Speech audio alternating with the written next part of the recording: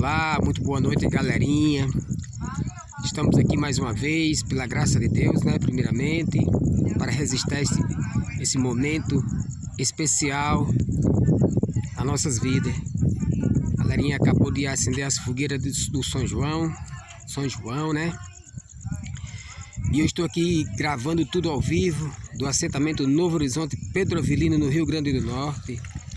Quero deixar gravado para vocês e agradecer a Deus por tudo que temos, por tudo que somos, né? E que Deus continue nos abençoando, continue nos dando graça para nossas famílias, para que no próximo ano nós estejamos juntos, fazendo mais vídeo importante, interessante para o canal Raiz do Sertão e Construção Civil. Estou gravando aqui, galerinha, do assentamento Novo Horizonte, Pedro Avelino, no Rio Grande do Norte.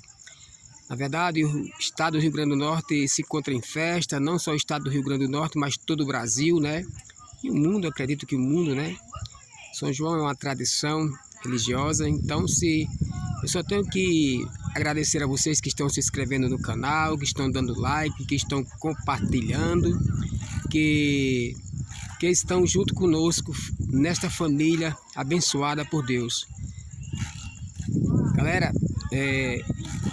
só tenho que pedir a vocês para que vocês não se esqueçam, quando se inscrever no canal, ativar o sininho, certo? E deixa o teu like, compartilha. Vamos que vamos, é nóis.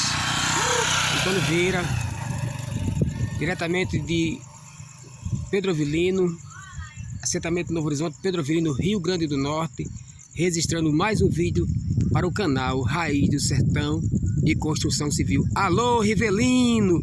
Alô, Wesley! Alô, Elton! E alô, galerinha, gente boa, que já faz parte da família Raiz do Sertão.